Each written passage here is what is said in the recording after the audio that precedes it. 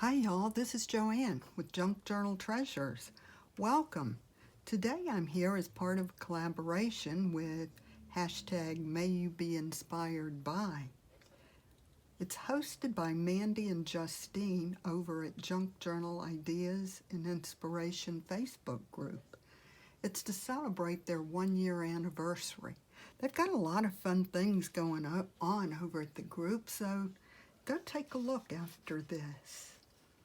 I was honored to be invited to participate in a month-long collaboration with a lot of great YouTubers sharing how we got started with junk journaling, and just to share some tips and ideas and maybe a little advice to those just getting started. Some things that we would have liked to have known in the beginning. So first I'll share the story of how I got started. I actually got started in a roundabout way as a planner nerd. I've always loved planning and planners, and I really went down the planner rabbit hole. And basically that's how I found junk journaling. I was jumping around, going to some of the different planner groups, Facebook groups, and then found YouTube, and like I said, just went down the rabbit hole on that. And eventually I was led to some Facebook groups and YouTubers that were doing junk journals. Well, using a junk journal as a planner. And I was like, what the heck is that? So of course I went down that rabbit hole too. And here I am today doing junk journaling. So, let's see. I guess I'll start off with just talking about some tools. I'm going to get just some basic tools lined up. The first thing I want to say is whether you have a huge budget or just a tiny one, I would advise you to start small and build up. I'm going to go through some of the basic tools here. First, I've got a paper trimmer. I'm saying I'm starting with the basic tool, but actually you can get away without this. But it is one of the first things that I think is great to have. And if you don't have one of those, you can use, where'd I put it? You can use a metal ruler just to, let me show you here. You can tear your papers just like that, quick and simple. Get a nice, I like the frayed edge instead of a scissors cut. But, and this is a lot cheaper than those, what do you call it, those tear rulers that had the little, the little roughed up edges. I forget what you call it. But anyway, I suggest getting one of these. Another thing is just a simple hole punch. Don't need anything fancy. As time goes on and you're really into it, you can get a crocodile. These come in handy for doing, you can punch a lot of pages with this, and you can also add eyelets. But before that, like I said, I just use this, and I still use it a lot. And then I get some of these hole reinforcers. You can get these at the thrift shop really inexpensively. And here I've just distressed some of them to give that distressed look. That's something you can do. Another thing I suggest is a corner rounder. I went through so many before I found this one, and I just love it. It's got a small, medium, and large. And I don't know how to pronounce that. Can you see that? I think this is a great. I've had this thing for years. Works really great, and it lasts. Another thing is maybe a hole punch or two. I've got a 1 inch and a 2 inch, or is this ½ inch?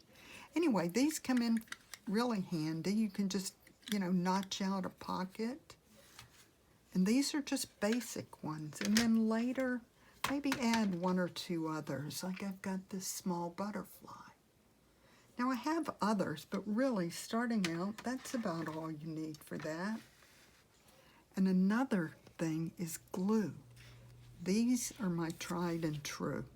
When I started out, I tried finding a glue stick, and I must have gone through, I can't tell you how many brands before I found this, and I swear by this one. It's Scotch Create. It's a permanent glue stick, multi-purpose. It's photo safe, non-toxic, and it works really well. I love it. I started with Fabri-Tac, and I still love it. It's a solvent glue, but it's fantastic. The problem with it is it's expensive, and it does what we call volcanoing. At certain points, the glue just comes right out. Volcanoes all over everywhere. I don't know. It's like always a fighting battle to keep it from doing that. But I love it. But the one I use most often now, and look how beat up this little bottle is. I have a big refill bottle, but I just keep using this small one. It's Art Glitter Glue, and it too is expensive, but it lasts forever. You don't have to use a lot. And like I said, it really lasts a long time. So these are my three favorites. I've used countless, what do you call these? These tacky glue, the PVA glues, the white glue. They don't work for me. I don't like them. They wrinkle and warp, and to me, they just don't stick. Another thing on that beginner list is some inks. Now, starting out, just keep it basic. I've got this vintage photo, which is one of the most popular colors out there, but they also have gathered twig, and this is just a good basic color to start with. I wouldn't go out and buy all the colors and spend all that money. Just get some vintage photo, walnut stain, or the gathered twigs, and that's pretty basic. Or you could go, like places like Michael's or Amazon have sets of these little mini ones where you can get maybe, they have different size, 4 in a set, 8, 12, and on up. But just get a small set to try out some different colors to see how you like them. And of course, you don't have to get the Tim Holtz Distress Inks and Oxides. There are other brands out there, but those are my favorite. And then scissors, get a decent pair of scissors. And what I would suggest is get one for fabric and one for paper. Because your paper ones, you're going to get them all glued up. This one's a Fiskars non-stick, and it works really well. But your paper ones, you're going to end up getting glue because you're going to be cutting things that you've got glued, and it's going to ruin your fabric scissors. I also have this little mini one. This actually I got in a box from Your Creative Studios. And these are nice for fussy cutting, but you don't need, a tiny one like that. You can use any of them. And my tip for fussy cutting is move the paper as you're cutting. Instead of the scissors all around, just move the paper. And it works a lot better. Another tip, if you're not already friends with your local thrift shop, get to be friends with them. They can be a treasure trove of inexpensive goodies. Let me just show you some of the stuff I get. Stack of stuff over here. I got this whole thing for, I don't know, maybe $1. I don't know how well you can see it. It's really pretty, and sometimes I use it like I did on this as a closure. But there's, you can use it for tag toppers and just all sorts of things. This is, I always forget the name, cheesecloth. This is dyed and this is just plain white. I got this from the thrift store for just probably under $1. I got a big thing of it. And it's good for putting a little texture. If you're doing a journal card, you want to put something on it. Let me grab something. You know, it just gives you a little texture to, it's not really showing you much, but I think you get the idea. So that's another thing. This is something I found, probably $1 for this whole thing. This is really pretty. And for binding your journals, a lot of people like the wax threads and things like that, but this is really inexpensive, again, at the thrift store. I think these, sometimes you can get them for 5 and 10 cents each, and there's just tons of colors. This is some lace that I picked up really, really cheap. And some more. I mean, thrift stores are just, like I said, a treasure trove. And then here's some of the, you can get old books like dictionary, any kind of books. These make great pages in your journals for something different. I like to use some digital papers, but also just some random papers like this. And these, when you get a book like this, you can cut this out and turn it into a tag or a journal card. I got a whole stack of this. I wish you could feel it. The texture is really cool. And this came out of a, oh, and this. I get composition notebooks really cheap. And coffee dyeing. I love how the coffee turns that blue line into kind of a greenish color. But these make nice alternate pages in a junk journal. Or for other things too. You know, I've got a coloring book page, just different graphic things. All sorts of different odds and ends you can find. Oh, this is from my friend Johnny at Junk Journal Shop. We've got, there's an old calendar that'd make a great alternate page. Some music pages. Graph paper. I mean, it's just, oh, this is Edith Holden. Those make great pages. Wrapping paper. It's another thing you can use. And just more book pages of different kinds. Even that out of a crossword book would make a great page. More dictionary page. This one's like really vintagey looking. I have no idea where I even got this. But you can see that, oh, and it's another thing. Sewing patterns. These are a lot of fun to work with. And I usually can pick these up at the thrift for about 50 cents, sometimes a quarter. And songbooks, the music sheet. You know, you can pick this great big one. Look at all these pages. And I think I got it for $1 or $2. So there are all sorts of things. And then another thing I use for the pages are digitals. I love digitals.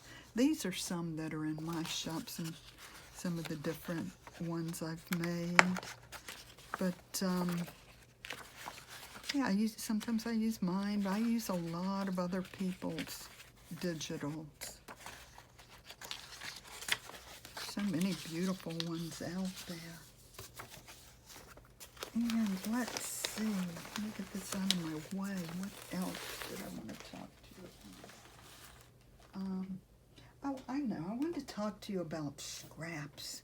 Gosh, I wish someone would have mentioned this when I was starting out. If you're doing junk journals and tags and things, you're going to end up with scraps coming out of your ears. You really are. So I've finally figured out how I want to do mine. I keep mine divided into two main sections. One is colored, and one is just neutrals. I'll show you that in a minute. And in each category, I have 3 sizes. These are just smaller scraps. These are a little bit bigger scraps. They need to be resorted, it looks like. And these are some of the larger ones. And what I do is I've limited myself to these 3 containers. When these fill up, that's it. I can't go to another container. What I do instead is this. I start using them. I try to use them on a regular basis anyway, but when they get full and I'm ready to narrow them down, I'll get out some index cards. I've got different size index cards. I love using index cards as journal cards because you've got perfect place on the back to write, do your journaling. But I'll just take my scraps. This one, as you can see, is all neutrals, mostly book pages and music sheet, and I'll do a background. This one, I've used some of my colored scraps. And then what I do, I just took out a few things to show you, but you know, you can turn it whatever direction you want. Put some sort of a focal piece on. What have we got? This. And you could do something like that. Or put it on that side. Have a cute little face on there. But you get the idea. You can just turn it this way, put something on it. So what I do is, while I'm watching TV, I'll get a stack of index cards and one of these and just go to town making a bunch of bases. And then when you're ready to use them, that's when you could start putting your focal points on them. And another thing is, this is like a digital misprint. So I'll take this and get my scraps and just cover this and make a whole sheet and then cut this up into tags or journal cards and go to town with that. Oh, I didn't show you my neutrals. That's this. The same thing I've got. Some of them are just plain. Some of them are book pages, but these are, you know, the smaller ones. And I have some medium ones. And then larger pieces. But I keep these all together. So now, this is it for my scraps. These containers are all the room I need. And like I said, when they start filling up, that's when I start using them for my card bases. Make some collage sheets. And it's a great way to use them up. What else? Seemed like there was one other thing. Maybe not. Let me look over here. Oh, yes. My biggest tip. I wrote it down because I knew I'd forget it. And that would be just to start. Don't wait until you have all the tools. Don't wait until you get that special tool. Don't wait until you know how to do everything. Don't wait and watch more and more and more videos on how to do different things. Just start. Have fun with it and see where it takes you. So I think that was all I had to share today. I hope you enjoyed this. If you're new, I hope you'll subscribe and come again. And I guess that's it. Until next time, happy crafting.